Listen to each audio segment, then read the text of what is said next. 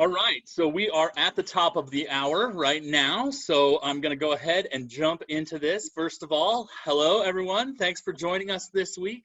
I'm Ben Coffey, the training manager for HydroPoint, and I have with me my partner in crime, Ben Slick. Good morning.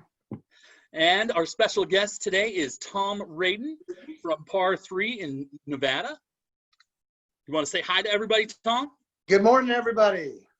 All right. Yes, and then I'm going to share my screen here real fast. Oh, I was working on the demos. So our subject of the day, our content today we will be covering is a topic called User with ET. And it's just a different way of scheduling with the Weathertrack. And it's a tool that Tom uses very well. So he's going to be a great special guest. Tom is out of Las Vegas, Nevada, where water is scarce and the stakes are high for plant life. So he is an expert water manager, helping his customers use exactly the right amount of water and not too much. So it's hard to keep your eye on the water bill, but it's important in that environment. And so Tom is working for Par 3, creating water management solutions for his customers, and has been at that with a bunch of different organizations and has made a name for himself as one of the experts in that market in our national industry doing that. So privileged to have Tom with us today. thank you. So what we want to focus on today is User with ET. It is a station mode, and we'll talk about the details of what that is and what it means, and then I'll give you a demonstration of what it looks like on Weathertrack Central and show you the tools on how to get your stations programmed if that's what you choose to do. So when we talk about station mode, that is a station setting that determines how much irrigation your stations will receive, right? So every station is assigned a station mode that tells that station how to generate runtime. The one that we talk about most often is called Automated by Weathertrack. This is the Weathertrack way of doing things, where we apply both math and science to figure out exactly how much water has evaporated from the soil or been pulled out by the plant life, and build an irrigation schedule to replace that. And Weathertrack does a lot of the heavy lifting for you in that calculation. Another option on station mode is what we call User No ET. This is a very straightforward kind of traditional way of programming your controller, where you program in for every station how many minutes per cycle and how many cycles per day, and Weathertrack will do exactly that, right? So that's great for new plantings or lots of different scenarios. We talk about that in contrast to Automated by Weathertrack a lot of times. Now today, we're going to talk about one of the often overlooked station modes, User with ET, where as a user, you'll program in number of minutes per cycle and number of cycles per day, just like you do with User No ET. But we program in a reference ET as well. And then what Weathertrack does is it compares your reference ET to the actual Weathertrack ET and adjusts those user mode schedules accordingly. So in contrast to the Automated by Weathertrack, this is mostly math, right? This is just straightforward math. Instead of calculating the depletion, it's adjusting your runtime. It's not calculating for soil type and plant type and all that stuff. That it's now belongs to the manager. That is the manager doing that. And so we're going to run through one quick example of if you program in 10 minutes per cycle, 1 cycle per day with a reference ET of 1.0 or 1 inch of weekly evaporation, right? So this reference ET is a weekly number, how much water evaporated in a week. And that's the first most frequent question right there is setting up this reference ET. And we'll get into some tips and tricks. Tom laughs because I'm sure that Tom has a story about that. Indeed. It's you know, in our case, it's nice if you were able to irrigate, say, every day. But one of the things that I think that you need to add to all of that is that what you are programming is based on also how many days you're irrigating that week. So that reference ET isn't going to look at, well, if you were irrigating every day, so 10 minutes, one cycle every day, 7 days a week, might equal 1 inch. But if you're, say, only irrigating like we do out here, 1 day a week during the winter months, 3 days a week during fall and spring, and then we're allowed to water, up to 6 days during the summer. That you hadn't gotten to the reference month yet, so that's why I was kind of. No, we haven't. Let's do that. Let's just jump right into that. In fact, I was going to save that for the demo, but okay, we'll just jump right into demoing that. So I have here just my weathertrack.net account. I've signed into the cloud-based irrigation, and we'll just choose my demo controller here. And if I go through, we're looking at the stations settings. First and foremost, we'll go down to user mode, and we'll set this station here from user no ET to user with ET. Okay. What Tom's talking about, you want to take the demo from here, Tom? I'll just drive it and you talk through it. Sure. So I guess, first of all, don't you need to send it? No, just not to play with it. Oh, okay, gotcha. Oh yeah, gotcha. I do to set up that reference month. You're right. Yes. Absolutely on point.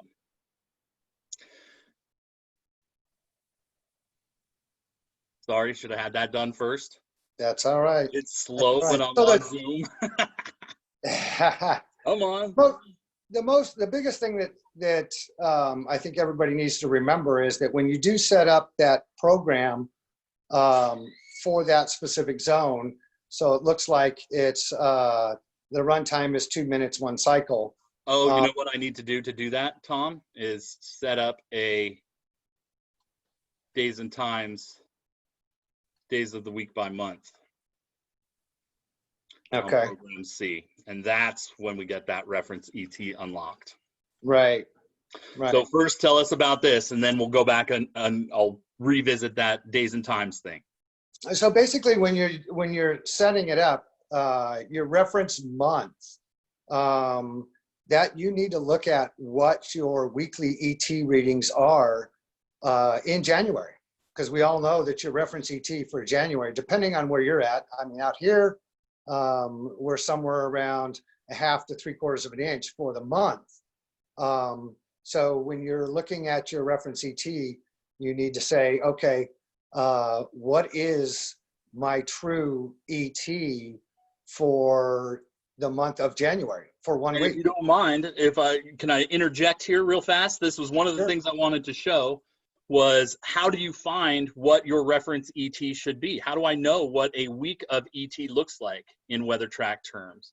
And we've got a couple of different ways we can do that. If you want to set your schedule for this week and have it adjust around that, that's super easy, because I come up here to my daily ET and I just hover over that guy and it'll show me right here the weekly ET, and that's a rolling ET. So that is the total of the last 7 days of ET on this controller in this square kilometer, right? So over the last 7 days, the running total, the 7-day total, is 1.33, or 1 1/3 inches of evapotranspiration. Now, another way that I figure that out, we have a great tool here on the reporting side. On the measured usage history report, like Tom was saying, if you need to figure out what the ET for January was, you can go into your reports page and pull up a single controller measured usage history report and set this guy up for a year. So I say a year ago to now, but instead of looking at that report day by day, I pull that report week by week, right? And when I generate that report, it will give me a week at a time instead of a day at a time on both my station run times, as well as a running total of my ETs, right? So each one of these lines is a week. And this ET right here is the ET for this microzone for this week. So when Tom's talking about figuring out exactly how you need to figure out what January looks like, I can just scroll through this report and see in January, what was I measuring? I was at 1.74 only because I unplugged my controller because I was playing with it. But it will continue to change, right?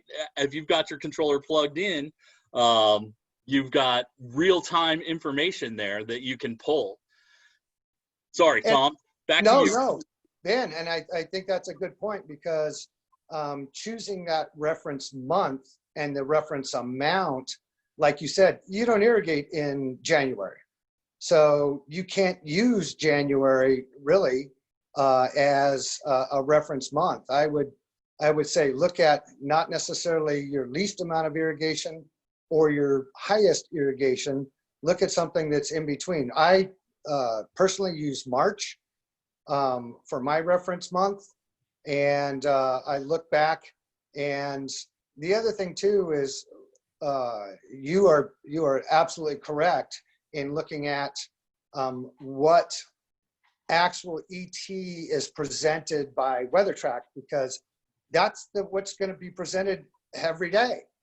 So don't go by what somebody else has said or some historical information or what else. Absolutely. Yeah. Let me just say that when I see ETs, what I think you're talking about is when I see ETs from different sources, they use different information to calculate ET. There's a million different ways to calculate ET. Some use crop coefficient, some don't. Some use the Penman-Monteith like we do, the gold standard in ET calculation. Some don't, right? So important to use the Weathertrack ET because that's what we're comparing against.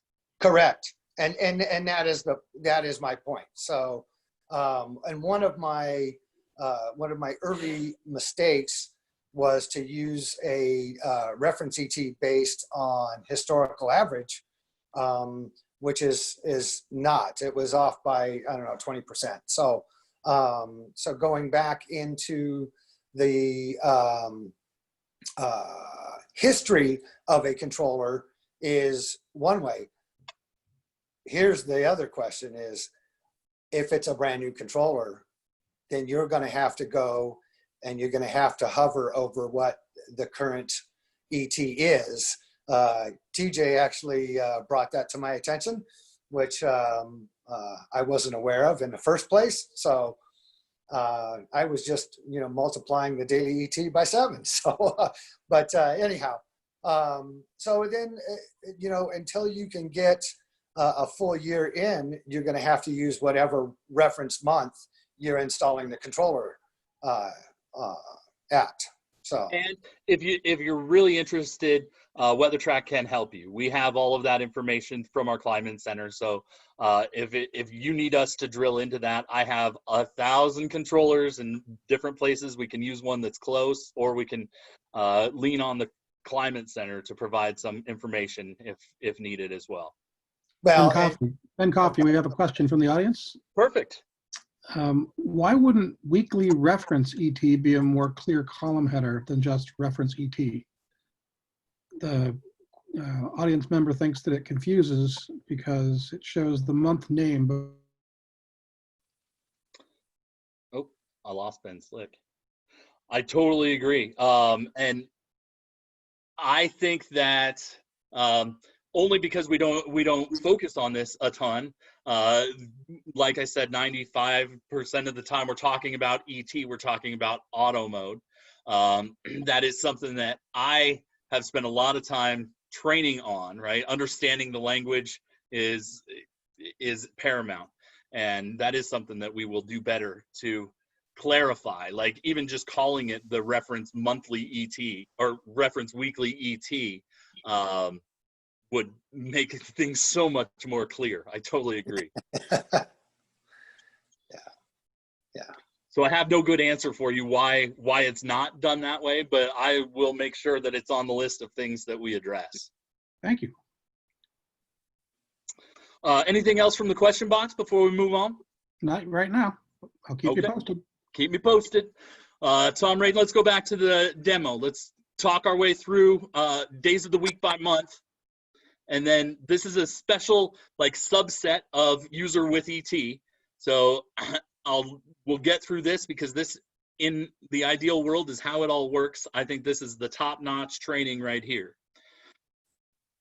So we were talking about reference month and setting that up using the Weathertrack information. We hadn't gotten into what the program does or how to set up the days of the week by month. So part of the biggest reason why we specifically use this user ET function is that in Nevada we have three watering, let's call it three watering seasons: fall, winter, or I should say winter, spring, fall, and just astronomically hot. So see, I was going to call it hot, really hot, and whoa. pretty much. But the water district restricts our watering days to 1 day, 3 days, and then 6 days. There is no watering on Sunday, so it's no watering on 7 days a week. And so being able to set up a program that will change each month based on what the watering restrictions are, and not only that, adjust the watering times in case there's one of my bosses watching. It makes my life really actually pretty easy. So it's not perfect, but it is pretty easy. And it's easy for you because you know exactly how it works. Like, this is definitely an advanced water manager way of doing it, where you're just juggling against so many dynamics that this makes the most sense in terms of the frequency of alerts that you get, the station high depletion stuff, the water window stuff, all that stuff that adds frenzy to the process, right? Right. Yes. So, and then we typically, like I said, we typically choose March. For turf grass, we're definitely watering 3 days a week. For drip plant shrubs, we may water 3 days a week if it's shallow rooted.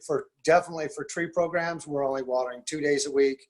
So it's really nice to be able to have all of that automated in case I'm on vacation when the number of days changes.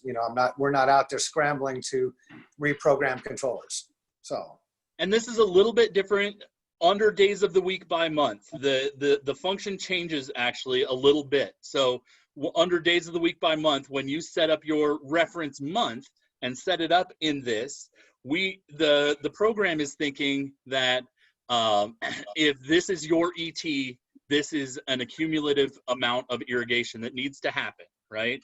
And so it's going to spread that out instead of trying to apply it all, build it up over time. It will spread it out over that week and make sure that you're getting good distribution of that water. And exactly. So in your example, where if you are setting up a program that waters every single day, say 10 minutes a day, you got 70 minutes. And if you're only watering 3 days a week, you're going to be watering a proportionately greater value on each of those 3 days that you're irrigating to make sure you get 70 minutes across the week. So that's why it's important to get the number of days correct. And I hope at least that's the way I'm using it. So, but yeah, you're totally on point. Yeah. So if you had the same ET and you were only irrigating 1 day, you would basically be watering 70 minutes. So, but because you get that real-time ET every day, every week, as that rolling 7, it looks back and says, hey, here's my ET for the rolling 7. How many days do I get to water? This is how many minutes I'm going to run. Yep, that's awesome. All right. So if you are not in days of the week, right, or days of the week by month, if you are in any other water day mode, that it behaves just a little bit differently. If you're in automated by Weathertrack or every other day or whatever, then it is just straight math. It is going to, I'm going to get out of this. I'm going to go back to this, and I'll show you. Oh, well, in presentation mode, it doesn't give away the punchline. So in any other water day mode, user with ET is just going to perform the math for you. So we set up a demonstration of 10 minutes per cycle, 1 cycle per day with a 1-inch reference ET, okay? And if you do that, you set up your reference ET at 1 inch and real ET or Weathertrack ET comes in at 1 inch, then you're going to get exactly the 10 minutes that you programmed in. However, if you program in 10 minutes with a reference ET of 1 inch and that week the ET is only 0.5 or half an inch, then your user with ET program will cut that in half. It is directly proportional, right? So it is half the ET, so it's half the runtime. And likewise, if it is twice the ET, you put in a reference ET of 1 inch and you get 2 inches, then it is going to multiply that runtime by 2. So you'll get 20 minutes out of that program. Now, this is where the most frequent mistakes happen, right? Because you'll leave this default reference weekly ET at 1 inch. In Colorado, this can be 2.5 inches in the middle of summer. In Nevada, this can be 3.5. I don't know, Tom. You tell me. 369. 369. Pretty much. Yeah. So just leaving that default ET is the most common mistake to happen. So if you are going to use this function, definitely make sure you use one of those tips and tricks, either the hover over trick or pull the report and figure out what a good reference ET for your program is. All right? Got a couple of questions here, Ben. Awesome. Wouldn't automated by Weathertrack accommodate the restrictions of the irrigation days expressed by Tom? So do you want to take that, Tom? Well, sure.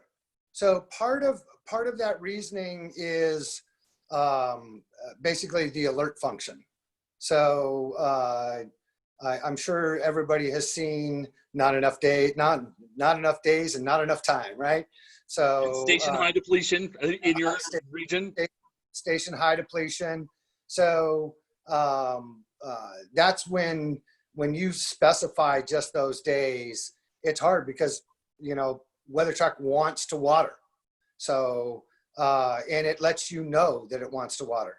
And when you've got hundreds of controllers and, you know, my email notification is, you know, somewhere between 40 and 60 a day. So, so that's why we've used that. And also, the user ET mode seems to kind of smooth out the irrigation cycle. So some days, obviously, when we're 3 days a week, there are some weeks or some parts of the week where you're not watering Saturday, Sunday, or not watering Sunday, Monday. So you've got those 2 days off, and it really does want to water. Now we could limit it to MAD, but we prefer to just over irrigate a little bit on those days, and it actually helps for root development if you put a little bit of water past that root zone, and then when it dries out, it kind of enhances the roots. So, all right, one more question for you guys. If watering days are not restricted, does user with ET mode save more water than automated by Weathertrack mode, or does automated by Weathertrack mode save more water? Let me give my opinion and then I'll hand it to you, Tom. I think that in the hand, just like we were talking about before the show, in the hands of a well-trained irrigator, right, that can go through all of the calculation that Weathertrack does to calculate a runtime, the results would be comparable, right? But what Weathertrack does is make it easy for every user to just plug in the variables and get good results without having to do the math on top of that. What Tom does is an extensive amount of figuring out exactly what he wants out of a station first, and then lets Weathertrack do the, or lets user with ET do the little adjustments up and down from there. So I think that definitely the automated by Weathertrack will in the hands of a standard irrigator without all of Tom's expertise, save more water. Now, what do you think, Tom? Well, and I will agree with you. My thought process about an operator is that those who know how to manipulate the software, whether it be in auto mode, user ET mode, properly, will benefit greatly. But if you are just plugging in the defaults, you know, and I'm not saying this in a bad way, but if you just plug the defaults in and walk away from it and say, yay, I'm saving water, it doesn't work. And I think that's one thing that I'm going to say, my most favorite screen is going to be the manage screen, because if you're not looking at the manage screen, then you don't know what's coming or what's happening. So I think I'm just showing manage screen. That's perfect. Yes. So setting up your program is all great, but unless you actually look at the manage screen and say, hey, you know what, that looks like it should be right. So you don't have to nitpick it and say it should be one minute less or 1 minute more. But I found a huge mistake that I made in setting up a reference ET, because all of a sudden all my turf grasses were running, 21 minutes, and a couple of them were running 13. Same type system, same type everything. So going to that manage screen and looking at it, it doesn't have to be hour by hour or even day by day, but at least that needs to be reviewed, because that tells you where you're at and whether you made a mistake or something's going on. You'll never know. So, and I think what Tom is saying is that the same message I give, this is water management, right? Weathertrack is a great tool, and a lot of tools to give a water manager exactly what they need to manage, but it takes management. There's no getting away from eyes on the site, eyes on the system, and just hands-on to manage the water and to manage the systems. I think and you're absolutely correct. Yeah. I think it's worth noting as well that, Weathertrack gives you station by station control. So you can leave 24 stations in automated mode and user ET in just the focused stations that you're really worried about managing, whether it's a playing field or, whatever else you're trying to deal with. Gardens. You're fine-grained station by station control. So these are just tools to help the water manager do their job. Absolutely. All right, Tom. Now I'm going to put you in the hot seat. I ask all of our guests, what does Weathertrack save you?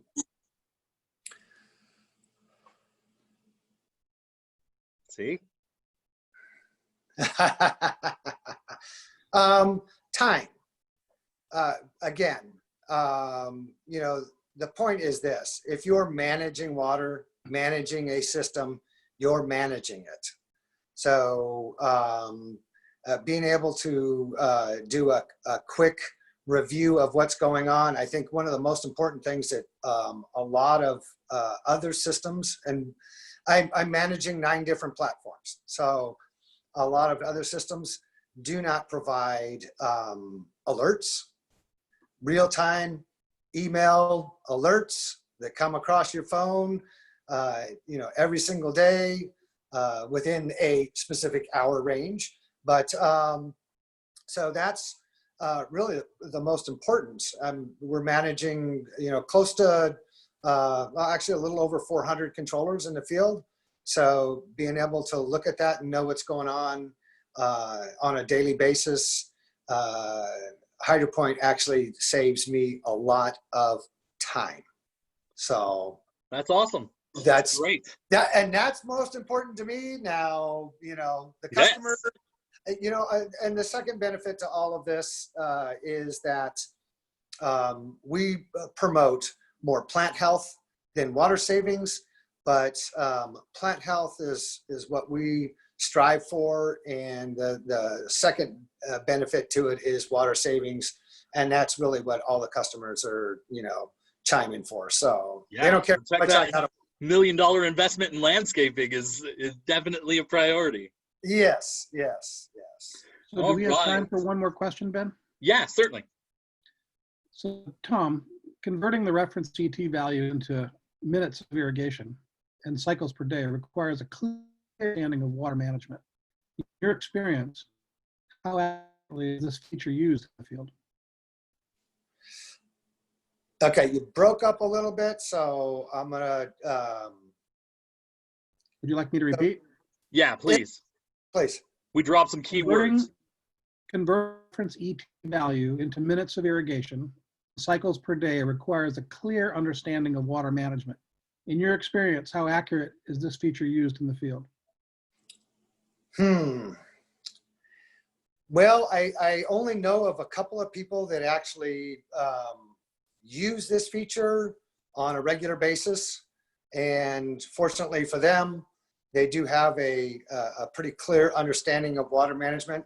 And I'm going to say that if you are going to manage water through Weathertrack, you should probably get some understanding. Again, my philosophy is this: the water manager that understands how to manipulate the software and the programming to provide that end result is the one that's going to do the best job. So having an understanding, you should be able to calculate all of these runtimes based on ET without the use of a smart controller. You can, but you just need to understand. Go back to that manage screen, and hey, if it looks a little consistently dry, you got to change a number. If it looks consistently wet, you change a number. And it's what we call getting it dialed in. And I use the process of 2% every 2 weeks. So I will make a change, a setting change by 2%. I'll wait 2 weeks. I'll look to see how it looks. 2%. I like the fact that I'm usually going down, but 2% less, watch it. 2 weeks later, how does it look? If it still looks good, come down 2 more percent. If it's still starting to show a little bit of stress, go back up that 2%. It's dialed in. The whole idea of the smart controller is that you're going to follow that weather curve, the ET. And no matter whether you use the default settings or your own settings, you need to understand that it's not a perfect science. There's so many factors out there in the field: soil structure, distribution uniformity, the wind factor, the shade factor. So there are so many different factors that you can't just say, hey, beyond a shadow of a doubt, this number is going to work, you know? So I think that one of the mistakes that a lot of water managers do is, first of all, they don't go out and look at the sites. They don't see what the performance is. They don't see what the landscape looks like, and they don't make the adjustments accordingly. Does that help answer the question? Thank you. I think it does. I think in summary, what he's saying is it works as well as the manager works it, right? So in the hands of an expert water manager like Tom, it works great, but you got to know what you're doing before you jump in feed first. Okay. All right. So let us just get back to this. I've got some upcoming slides. Close you down. All right. First of all, thank you all for tuning in this week. If there's any support that you need, we've got a whole host of support mechanisms from Weathertrack, starting at our customer service team at the 800 number and at support@hydropoint.com.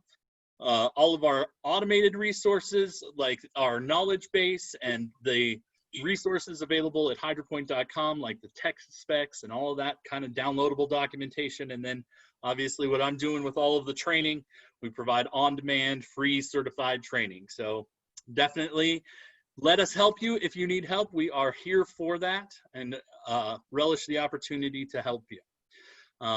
Next week, we have an exciting topic and a great guest. We're going to talk about some Weathertrack mobile mapping and look at the mapping features through Weathertrack mobile, how to do some of that, and the value of creating all of this information and a resource to store all of that, how easy it has become to document your system. And we have a great manufacturers or a great distribution rep from Smith Turf Irrigation in Nashville, Tennessee. Andy Clarkson's an old friend of mine and a very great guest. He's a character, and so I'm looking forward to that next week. That is all I have for this week. So I will thank you all for tuning in and look forward to seeing you next week. Mr. Slick, you have anything else? Thank you, everybody. Again, great questions. Appreciate your trying to make us all better through your minds. Tom, thanks for spending time with us this morning. We appreciate you. Thank you. Tom, anything, last thoughts? No, Ben,